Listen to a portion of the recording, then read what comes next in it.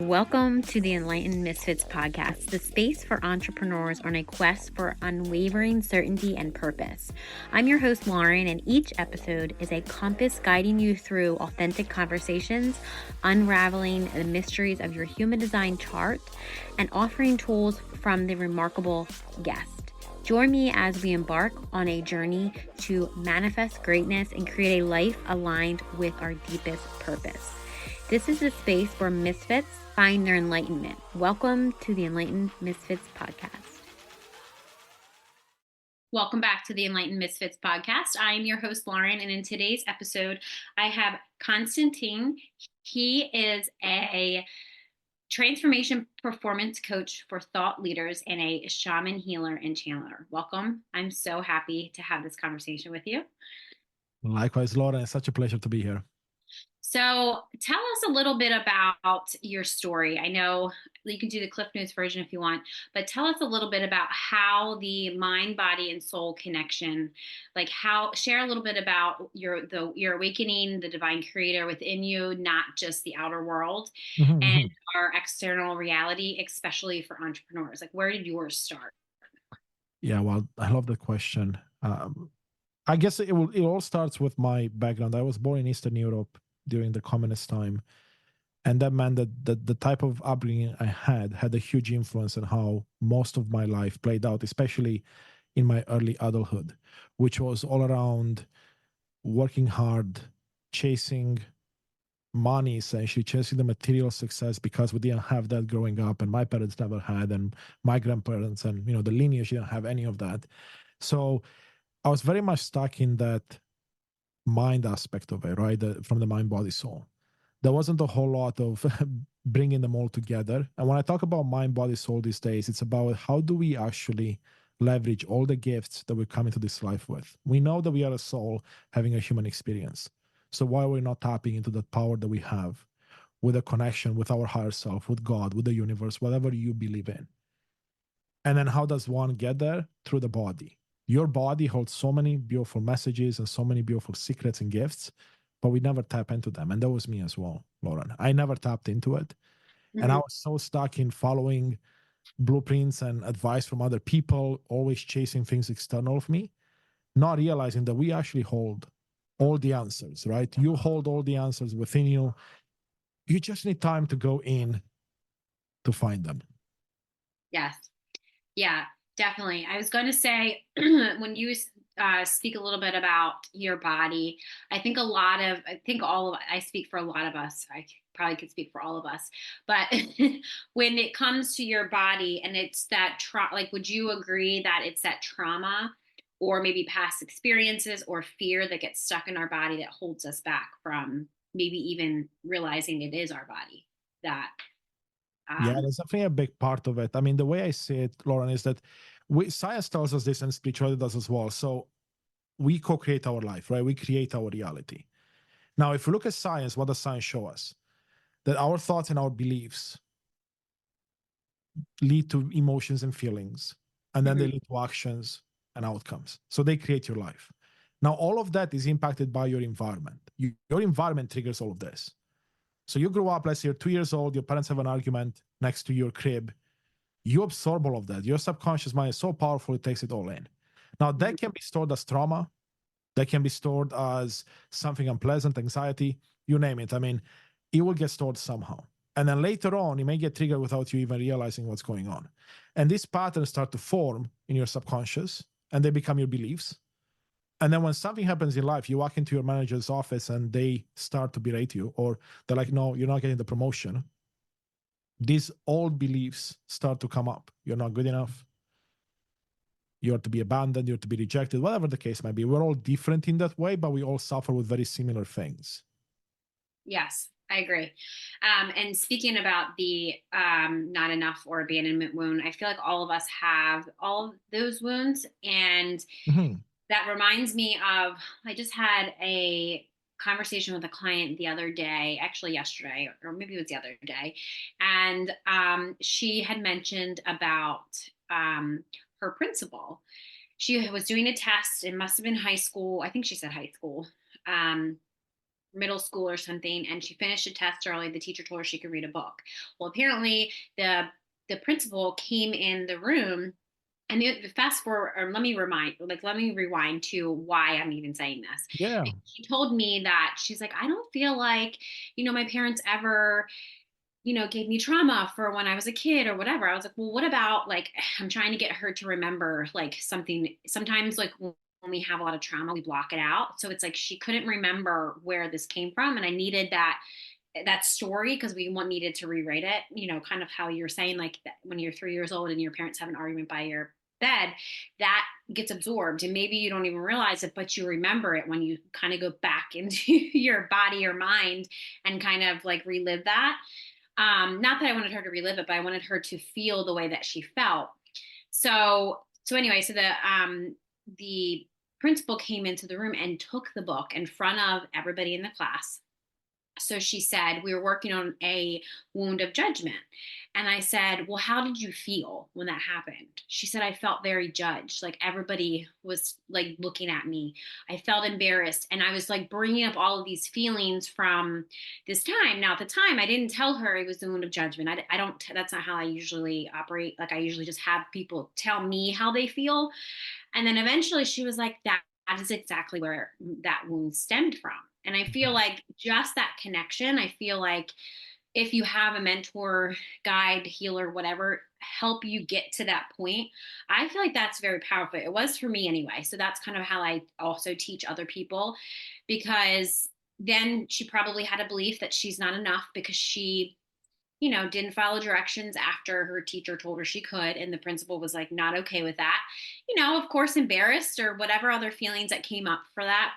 So I feel like breaking through that for her is going to be huge. And I think just in general, I think when I brought myself back to my 6-year-old self where my trauma had started and it just every year had, piled on to that, I feel like just being able to talk to my 6-year-old self, and get guidance from her, or it's not your fault, this is not your, I always felt like it was my fault when Yeah. things went wrong, or I felt like I was wrong, or I was told I was wrong.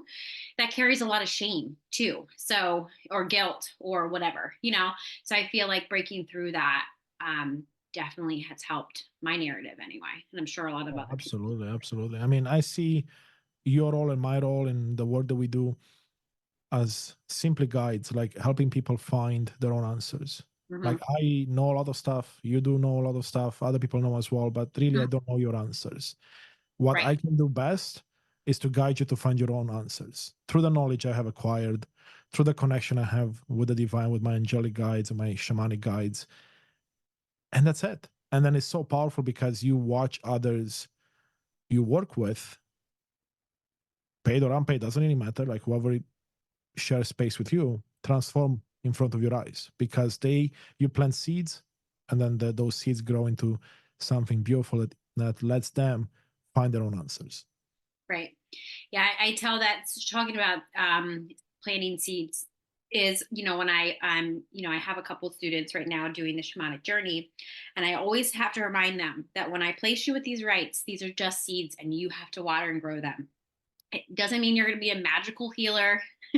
You're going to go through a lot of transformations. I do know that I've done Reiki, I've done emotion body code, I've done theta, I've done all this stuff. But I feel like when I went through the shamanic journey myself, and I've done other psychic things, mediumship, all that stuff. And I feel like the shamanic journey was probably the most transformative, very quick. Oh my God, I have to now look at things I didn't want to look at for like the longest time.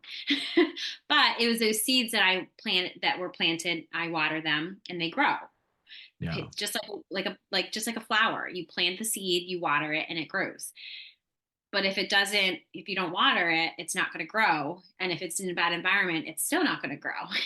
So I always tell people, you're just a plant. That's it. You have emotions. That's all it is. You know, we're just plants That's with emotions. absolutely, absolutely. I mean, when the shamanic path opened up for me, it has been the most powerful thing I've ever done. I mean, I get to do shamanic journeys once, twice, 3 times a week, depending on the week. and the revelations and the messages and the breakthroughs like nothing I've experienced before. And I've sat with plant medicine over the last few years. I can go deep in meditation, and definitely, the shamanic path has been something that seems to be in my cards and in my lineage, both from the family I was born in as well as my other past lives. And it may not be for everyone, and it's something that as you open yourself up to possibilities, you will realize very fast if something is for you or not, if something calls to you or not. And it's the same with all the practices that one can go through. You mentioned all the various healing modalities. I mean, with my clients, for example, I use various healing modalities, but at the same time, I also have something like 120 plus techniques and tools I can use. Not all of them are going to work for you. Like most of them are not. But the ones that will, you can take them and make them your own, and they're going to be with you for life, or at least for this period of time where you need them most. Right. Yeah. Now tell us, I'm so intrigued. Tell us a little bit about like your healing through shamanism. So like how did, or how I should say, I want your perspective on how people can use shamanism, the shamanism practices to help maybe address those deep seated traumas and only manifest. I feel like they often manifest as self-doubt and limiting beliefs. So how do you teach your clients, or do you show your clients how to use those shamanic practices to help address those? That's a great question. So I'll take it a step back, right? So I see as some of my gifts, right, is the ability to blend what I call the tangible and the intangible, meaning, the science side of it with the spiritual side of it. Mm-hmm. A lot of what I do is rooted in psychology, neuroscience, because that's what most of us truly understand and can get behind. Yeah. The spiritual aspects open up for many of us later in life. And a lot of my clients come to me when at the spot where they breach from one world to the other, meaning from the mundane world, the science side, to the spiritual side. It doesn't mean that you're going to leave one world behind when you move to the next. It's about blending them together and getting the best of both worlds. Now, the shamanic path, that's not something I teach others. I use my gifts as a shaman, as a healer, and as a channeler to infuse what I do with my clients and with anyone. For example, this retreat I'm hosting in November, I will bring all these gifts with me, but it's not about teaching you to become a shaman or a hero channel. That's for you to decide if that's your path, or for let's say your higher self to bring that up for you. Because check this out, I'm 41 years old, Lauren. Until I was like 38, 39, I didn't even know I had any of these abilities. Oh, wow. I remember I was doing a deep breathwork meditation with one of the facilitators I'll have at this retreat. And there was a transformative experience where essentially I was talking to my guides, or they came to me, I should say, and they were telling me at the end of this deep breathwork meditation, there was an hour and a half, they're like, now you remember your healing and channeling abilities. And I remember just laughing. I'm like, really? Me as a healer, as a channeler? Come on. Like, my background is mathematics, computer science, psychology.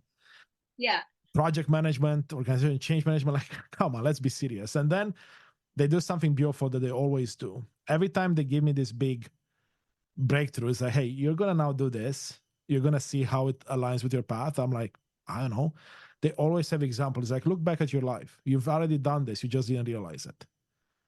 And I was like, they literally gave me examples. You channeled like 20 minutes ago, or however, like an hour ago, they told me, you provide healing to this friend of yours about 2 days prior by you sharing this. And she even told you that you sharing the story allowed her to heal certain wounds, but you never paid attention to it. So when it comes to my clients, I bring these gifts with me, and then they'll find their own answers, right? They'll probably have similar epiphanies. But the idea is that I'm not here to push an agenda or another. Like, you will find your path. The best I can do for you is to be alongside you, create this beautiful community, this beautiful space where you get to not only get to know yourself better, you get to heal, you get to step into your true authentic self. I talk a lot about this idea of shining your light bright, because I see my mission and vision in life is to just shine my light bright. And in doing so, I get to inspire others, empower others to do the same, to shine their light bright. And how I shine my light is going to be different than how you shine your light. And that's perfectly fine, because the world needs exactly what you have to offer, and the world needs what I have to offer uniquely as well. And there's room for all of us. There's abundance everywhere. Right. I love that. I Yeah. love, and I love that you spoke upon this subject too, because I feel like with spirituality coming to be like more society accepted and like, you know, healing and holistic healing and all that, is more accepted now than it's ever been. Like, I probably knew about my gifts when I was very, very young, and I just kind of pushed them away because I would say different things. And then people would look at me like, you're crazy. Oh my God, you're a psycho, all this stuff. And I'm like, well, Yeah. if I'm a psycho, what are you? You know, like all that stuff. So I just kind of pushed them away. I've always kind of did it in like the closet kind of thing. Like I did witchcraft. It was just, you know, it's not bad witchcraft. I just call it, it's more like manipulating energy. It's the same thing. We're all just trying to manipulate the energy to like manifest whatever we desire and all that stuff. So, but I've noticed through the spiritual community, especially on TikTok or Instagram, people are using it out of ego, and it like makes me so angry because these people are like, oh, this girl told me this and that I'm going to go do this, and I'm like, well, what are you telling yourself? Right? So I'm glad that you spoke upon that. You don't give answers, that you just help people find their own. And I feel like that's truly the I don't want to say anything is right or wrong, but I feel like that is the healthy way. Let's just use Well, that. let's step into that a bit because I love that you brought it there. What I believe to be the case, and what I'm seeing is that this is a world of free will. So this universe that we're in, this illusion we're in, it's one of free will, one of duality, one of polarity, Mhm. which means that you will have the shadow and you have the light as options on any either path you take. And you're likely gonna, at different times, you're gonna be more in the light and sometimes more in the shadow. Yeah. There is no good, bad, or indifferent in this illusion. Only we make it to be that way, right? Things just are. We put a perspective that says, well, that's bad, or oh, that's good, because of our own belief systems and what society may dictate or the group you belong to. So if we believe that this is a free will world and one where we have polarity and duality, then we can look at what this entire environment has become, where people are just looking for us and externals. In other words, like, you're going to come to me and say, oh, give me the answer. I know you have the answer because you're a healer, you're a shaman, you can channel, tell me the answer. And I was talking to, wasn't a client, was someone that I was just chatting with networking last week, and I had some messages come up because when I channel, sometimes it's spontaneous. I get messages to share with the people. Sometimes I have to be asked, but I Mhm. had some messages for her that came through. They were really powerful. But then it turned into her asking me more. It's like, oh, ask this question, ask this question. And almost all the questions are around, should I do this? Should I do that? And if you think about that for a second, if you come to me or any channeler, doesn't matter, or any person that can speak to the other side or bring messages to you, if this is a world of free will, would your guides, would your God, your higher self tell you what to do? Mhm. Would they be like, oh, you gotta do A, B, and C? Mhm. Or would they give you options and say, well, I'll consider this for this reason, or you might regret this or you might not regret this. So asking better questions is something that I Yeah. cannot stress enough with all my clients. Asking better questions of ourselves, right? So instead of saying, should I be doing this? What I guide people to do is, how can we rephrase that so you can come up to your own answer based on the guidance you receive? Is this something that would be in my highest interest to pursue? Yeah. Yes or no? If I go down this path, will I regret it when I get to the end of it? Yes or no? Because as soon as you say, should I do this or Hmm. can I do this, you're giving your power away again. And Right. if anything I've learned on this path is that all spirit wants, all you want is really to stand in your truth, stand in your power. Because we are such powerful beings, creators, divine leaders in our life, but most of us don't know it. I didn't know it for like 38 years of my life. Yeah.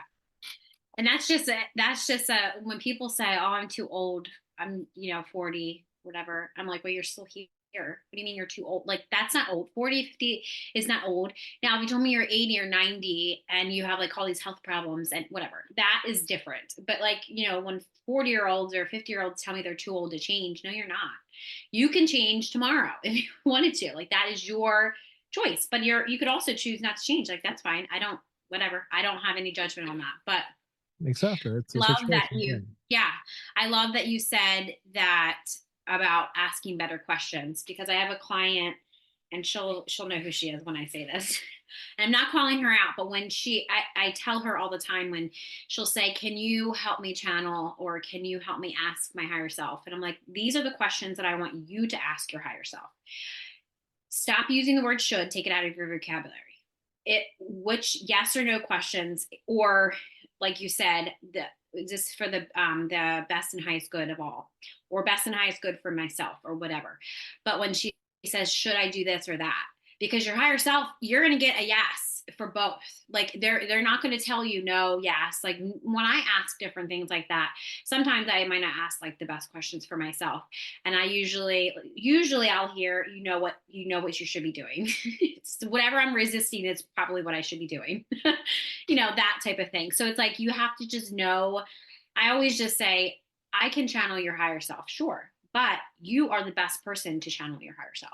So ask your higher self different questions. Or you can, if you do pendulum work or whatever, I tell people, it's gonna tell you most of the time, rephrase your question because you're not asking it right. So she did say, she said, well, yeah, that's funny that you say that. How did you know that? And I was like, how did I know what? And she's like, I did ask my pendulum like 10 minutes ago, and it said rephrase. I'm like, so rephrase it. What are you asking me for? Yeah, it reminds me. So one of the things I do in my practices is I take nowadays multiple days off in a row if I want to, usually 2 days, Saturday, Sunday, to go deep, introspect, connect with my guides, connect through my shamanic work, through other spiritual work. And I was at a place I love at the spa this past weekend, just by myself meditating. And I was asking a lot of questions around the retreat I have coming up in November, because I had some worries to fill the last few seats of the retreat, right? Mm-hmm. And I was asking, not realizing, like you just said, I was asking questions that were guided more from ego, more from a material side of things, because the way we priced the retreat, very reasonable, but it was one price model that was very rooted in, let's call it, the status quo, how people have been doing things for a while. Okay. And then they challenged me with a question. They said, well, because when I priced it with my business partner, we just said, okay, that makes sense. It's a price. Perfect. $3,000 a person for 5 days in immersive in Costa Rica, right? And I never even thought a second about it, right? And then my guides are like, well, you've been trying to chase people to come to this retreat. Why not look at it from an attraction point of view? Because you want to be attracting, you don't want to be chasing. If you attract, then you're in your being. Then you're just being, and people just come to you because they resonate with what you talk about. They want to be with you. Right. And you know that you have people that want to come, but can't necessarily afford the very reasonable price you put on. Right. So then they're like, have you asked yourself enough questions in that area? And long story short, what came out, it took about 4 maybe 5 hours actually, of me introspecting, going back and forth to come to this, to get the ego out of the way as much as possible, to come to a model where it's now pay from the heart. Meaning that, yes, some people, there's a few tiered models, but like there are some people that would love to be there and would love to be partially sponsored, because even though they could use the healing, the transformation, they don't have the financial means yet to be part of it. And when they opened up the door for me, because they asked me to ask better questions, I'm like, how could I not see this before? Because it's so easy, it's so simple once you look at it. But like for 2 months leading up to this, I couldn't see it. Right. Because why? And this is why I brought this up, why? Because I never asked better questions. I never questioned the pricing model. I never questioned. I said, oh, every retreat is doing this, I'm going to do it too. Right. Right. And that's how we lead life. It's like, oh, Sue and Mike are doing this, I'm going to do it too. And that's what coming back is like, ask better questions. Should you be doing it that way? Yes. Yeah, I was gonna say, if anybody has not got, hopefully you got a lot from this episode, but if anybody has not got anything, know that ask better questions. That is the best. And I feel like that's with anything. It could be any possible area of your life. I feel like you just have to ask better questions. And I feel like I'm pretty good. Two of the things my own mentor says, and people on the podcast say, is they're like, where do you get your questions from? I was like, most of the time they're channeled. And obviously I was like, I'm a very good listener, and I listen to what the other person is saying. And that's how I ask questions. So I actually started doing that for myself too when I'm meditating. And yes. it actually comes so much quicker than me like, well, what if this? And I do the same thing too. I actually was going to plan a retreat to Costa Rica. Did you say you're going to Costa Rica? Yeah, that's where we are in a month. That is, 14. so I was actually planning a Costa Rica trip for next year, but we're actually going to do 2026. Very nice, very nice. That's awesome. Yeah. And what I had told the other girl, I said to her, the way that I usually market or message is I pick an avatar and then we market to that person. And it's just that one person, like the client avatar, because then we attract, because, she's like, we have to find people. And I'm like, well, no, we don't have to find anybody. We have to make our messaging and marketing very good. And then people, I mean, it's Costa Rica. People we don't have to sell Costa Rica, but we have to sell what we are, we're doing in Costa Spending Rica. time with you. Yeah. Right. So I said, and most of the time people want to make it a vacation. So we have to make it a more, there will be some times that we're going to do like healing stuff, but people don't want to go to a different country and do healing stuff all week. Like, it's just not, like that's just not what they want to do. I mean, that's just not what I envision. If I'm like, what would I want to do? So I always ask myself, what would I want to do? Because most of the time people that you're attracting, they're usually a past version of you or a current version of you, so Exactly. that's how I usually market stuff. That's how I prep mine. I mean, so this is the first time we're hosting. I have a business partner I'm doing this with, but my vision is to do these every 2 to 3 months because I know the power of being in immersive groups. And there was something that my guys gave me a while back, the idea that this journey is not meant to be done alone, yet alone is how we realize this, because you have to be in your own misery for a bit of time to realize that maybe you shouldn't be doing this alone. Because that was me for 2 years of my deepest depression, suicidal thoughts, and anxiety. I tried to do it all myself, and sure, I did parts of it, but it would have been so much easier and faster if I surrounded myself with or not even allow people to be in my field and allow them to help me, and for me to ask for that help, which of course high achievers like you and I have a very hard time doing, because you're taught to do it all yourself. Like, you can't ask for help, you can't show weakness, because then they'll see you're not enough, then they'll see you're not good enough, you don't have enough, you don't know enough. Yeah. I was gonna say, I want to talk about the enoughness wound. Yes. So I know we were talking before we started recording. I was like, oh God, I wish we would have started recording before then, because you said a lot of good things about that. So I know for me, a lot of my clients just think it's very surface level, like it's a rejection wound, it's abandonment, it's denial, it's suppression, whatever it is. But can you kind of explain how you do it, like from the symptoms? Yes, exactly. So I see it in 4 tiers right now. So let's start with what most of us can relate with right away. You feel anxiety, you feel stressed, you feel burnout, you feel overwhelmed, you feel hesitation, you may procrastinate. All those things I call are symptoms, right? They show up in many of our lives, especially for high achievers and top performers, people that are successful in one area of their life. And then it's about asking better questions. Well, what's causing procrastination? What's causing this imposter syndrome? And if you do some research, what tends to come up are things such as core human fears. So fear of failure. How does fear of failure cause procrastination?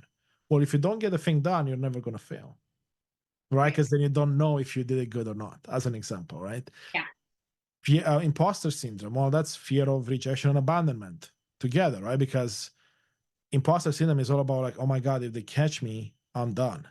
Right. I'm not good enough for this, right? And then what's going to happen? You're going to get abandoned. You're going to be rejected.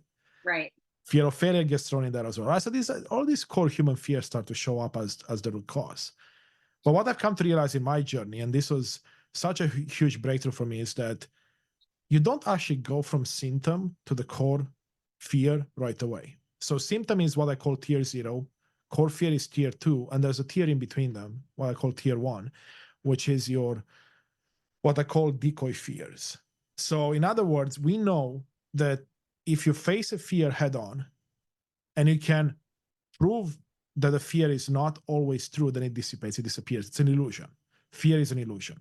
So if let's say I have proof let's say I feel imposter syndrome in my work, right? And then I realize it's okay, this is fear of rejection. And I get to the core of it. I work my way down. And then I have proof that that's not the case, because we always have proof in our life if we look for it. Then that fear disappears and never bothers you again in that scenario. It may show up somewhere else where you need to go do the work. But the decoy fears, they act to prevent you from getting to the core fear where you can essentially eliminate it.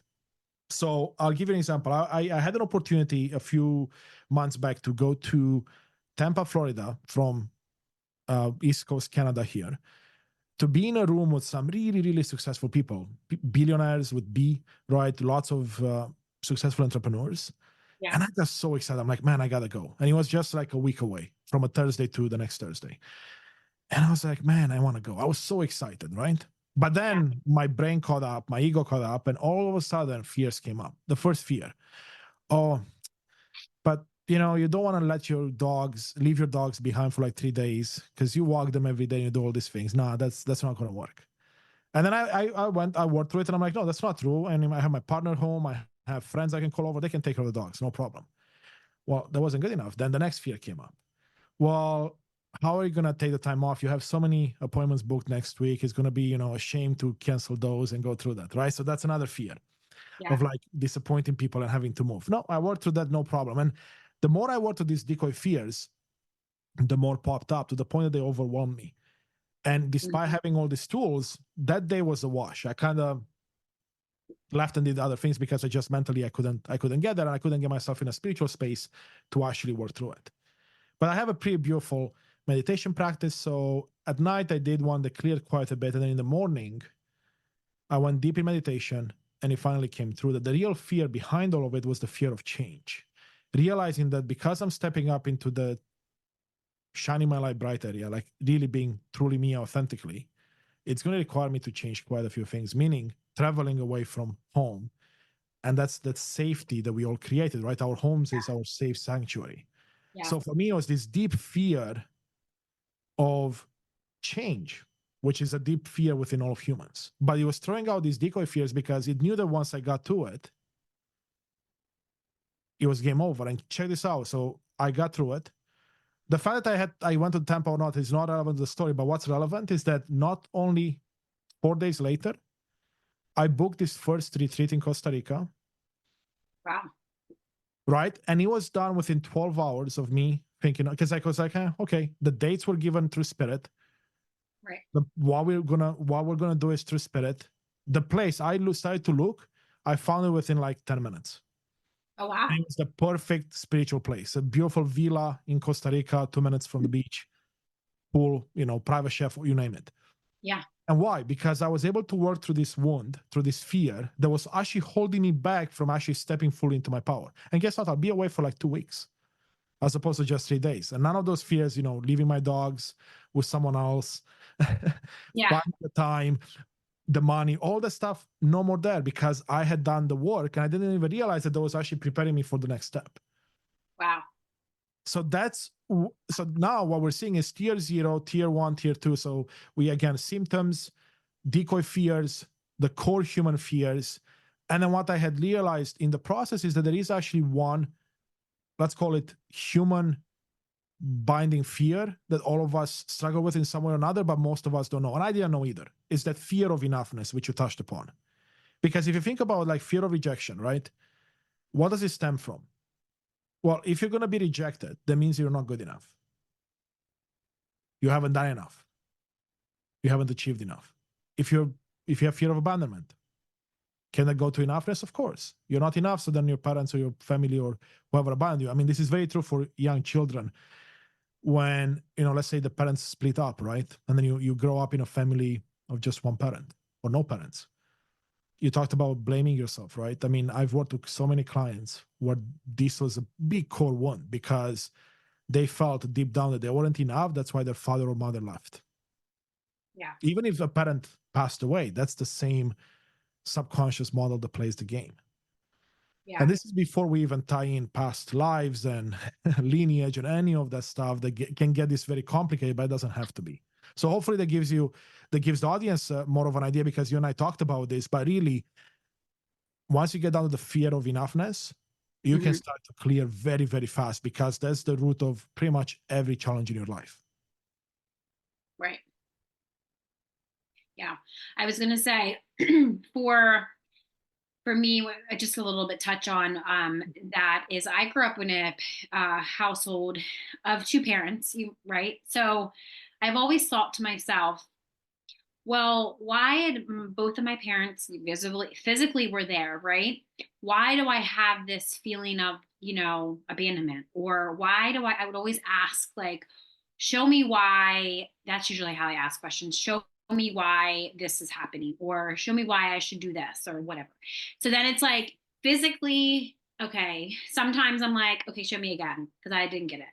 Show me, you know. Oh yeah, Um, sometimes you have to see it from so many angles for yeah, us to understand, right? I mean, I could be telling you something which is 100% true, yeah, and you won't see it. Then five people come along, they'll tell you it in a different way, and then the sixth one comes along, and you're like, oh my god, now I see it.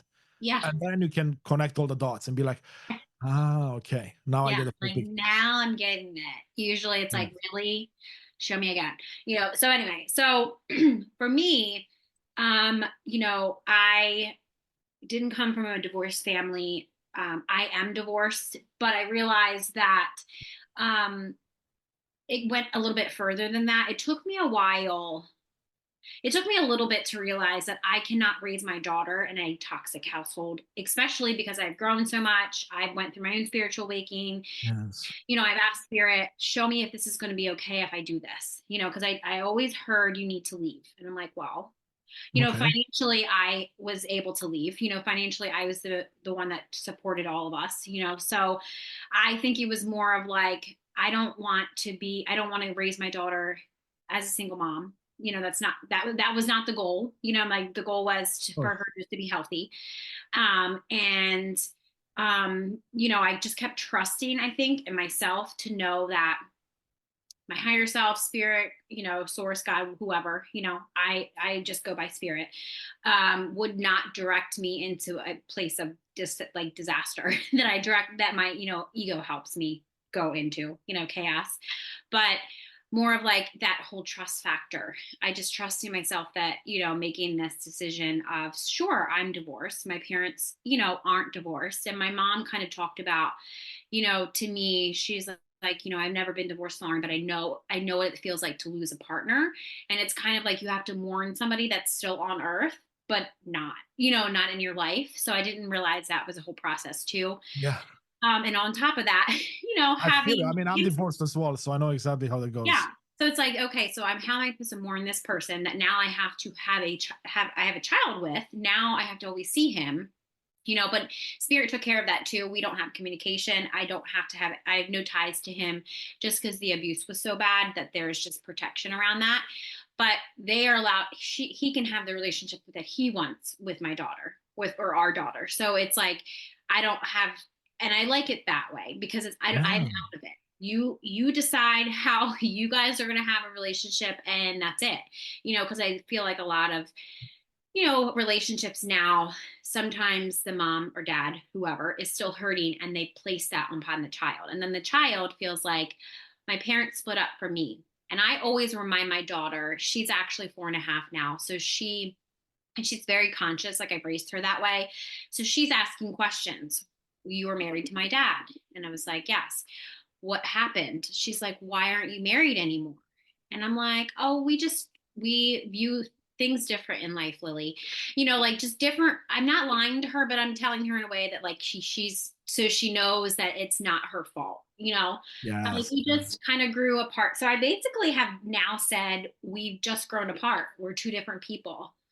And then she just doesn't say anything, like she just doesn't know what to say. But I have a feeling that I just don't want her to know, like I just don't want her to think that it's her fault, because on her dad's side, I know for a fact it's probably completely opposite. It's always mom's fault.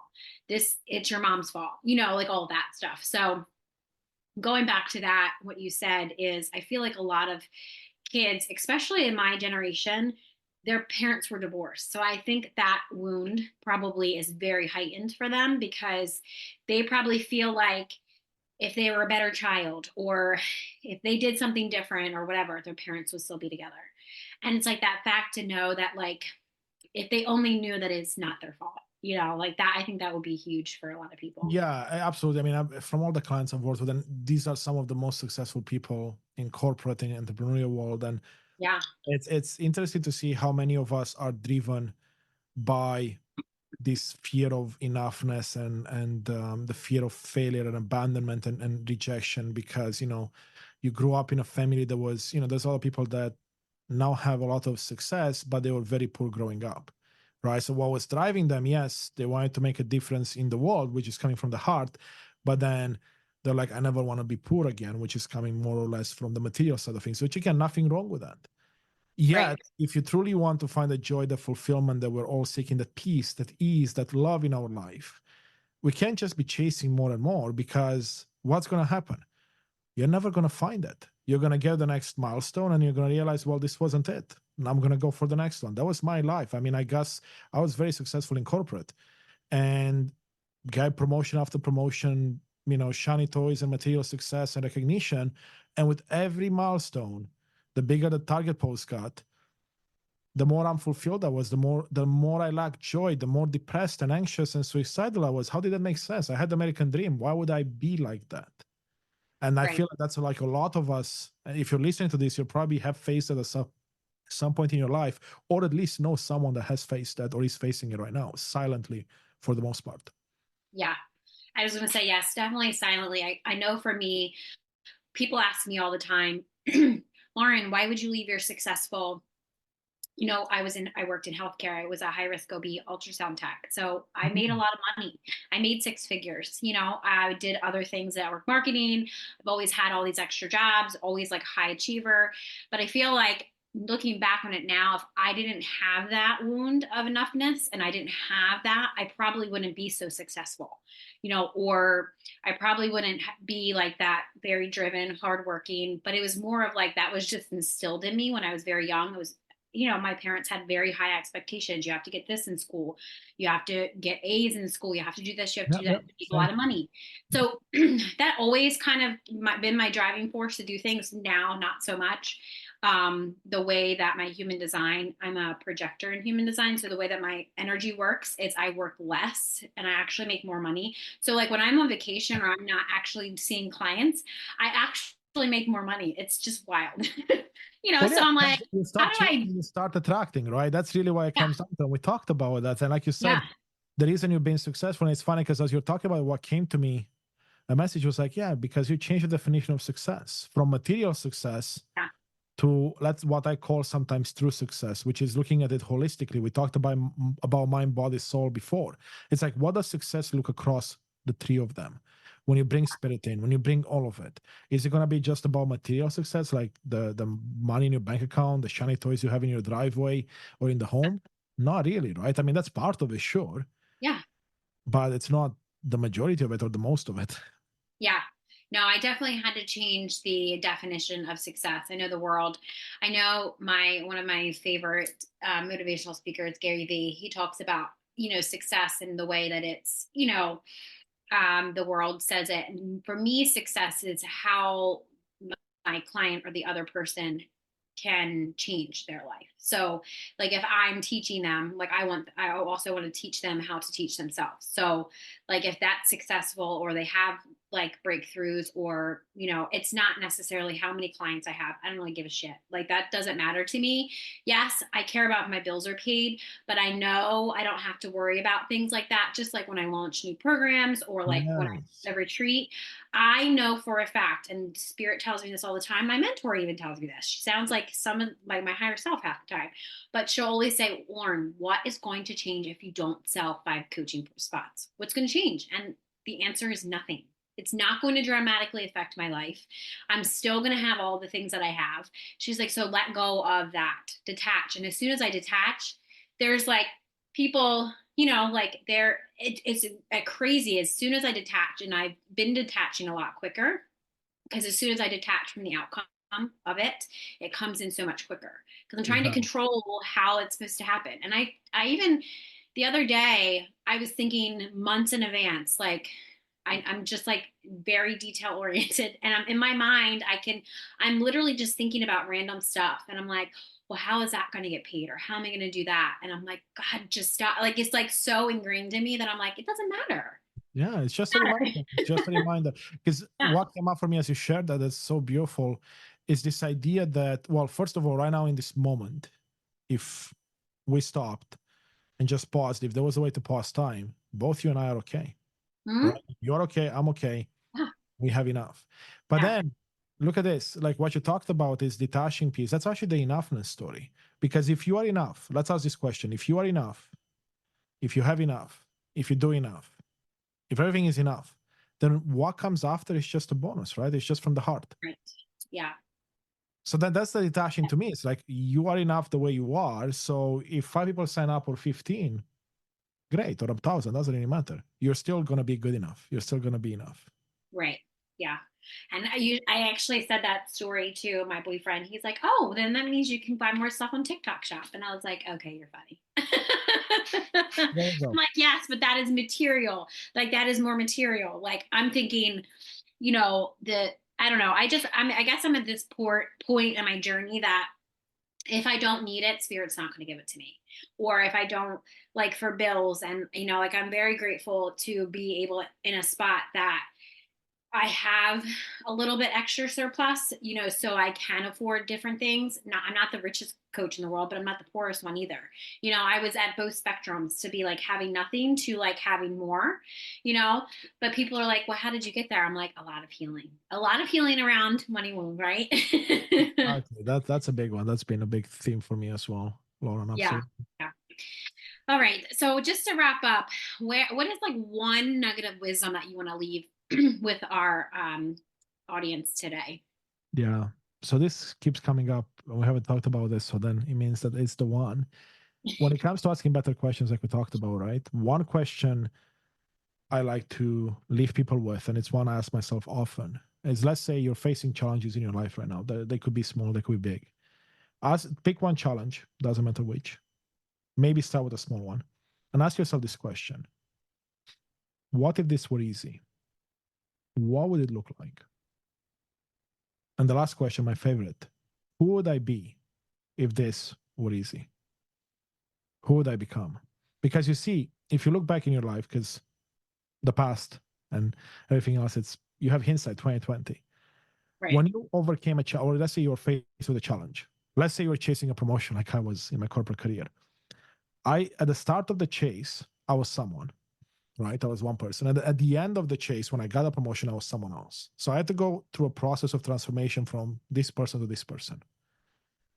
Well, it's the same model you can use for your current situation. That means you're this person now. Who is this person in the future that has this solution solved? Or sorry, has the solution for the challenge you're having? And then if you ask yourself those questions, the answers will come and you'll see right away that what? That person might be someone that approaches life a bit different. Maybe that person is being someone else. And you start to be able to bring those things in your present moment. Because you see, the questions never asked how and never asked how the outcome will look like. And you talked about not focusing on the outcome. And there's two things I never focus on, and I recommend to my clients as well and everyone I talk to: the how and the outcome. Because the moment you do that is the moment you put blinders on and you miss out on so many opportunities. But you Yeah. know that your future version will have this challenge solved one way or another. So just look at who the person is and see how you can start becoming that sooner. And that's how people start to go further faster. And you're going to look back a week from now, 2 weeks from now, a month from now, and oh my God, I can't believe I did that. Yeah, I mean, I was going to say, just speaking upon that, I tried to do it my way multiple times. And every time I ended up in the same spot where I was when I started. And then I was like, fine, you can do it. I'll listen. I'll listen to everything. And then I was like, wow, I didn't think of that. And it's just like, I don't need to. It was like that how of like, oh, I don't have to know what I'm doing here. To be honest, if I meet people that they have it all figured out and they know what they're doing, I was like, oh God, you got a lot to learn. Yeah, because I mean, let's take the example. Like, let's say your challenge right now is that you want to make more money, okay? And you're stuck in a career you don't like. Well, Right. imagine a scenario that is very easy. You got the job of your dreams. Who is that person now? Because I guarantee you it's not the same person you are right now. Right. That person might be someone that actually values networking more than you do right now. Maybe that person is someone that values self-care above anything else and gives themselves time to meditate and find their own answers. Maybe that person does a million other things. And guess what? Or sorry, is a million different other things. And then from there, you can find a house. Because if you're someone that networks more, that future person, so you can find the job you want or the connection, then the house will start to show up. Well, how am I going to network? All of a sudden, a million of options show up, right? In person, virtual, LinkedIn, you name it. Right. Yeah. Yes. So I love that. So ask the right questions, or ask more questions without the word how or should. How or outcome, yeah. So like the three I ask is, what if this were easy? And if you answer yes, yeah, it could be easy. What would it look like? And the most important one for me is, who would I be? Who would I become in this process? If this were easy and I have this solved, who is that version of Constantin? And that's what I want to focus on. Becoming that person now. Yeah, I'm going to definitely use that. Thank you so much for all of that. You're welcome, Laura. Thank you so much for joining us on today's episode on the Enlightened Misfits podcast. If you enjoyed today's episode, don't forget to subscribe. You can leave a review and share with somebody that you feel that would gain knowledge from listening. Stay tuned for more captivating conversations in the future. I hope you have an amazing rest of your week, and I will see you next time.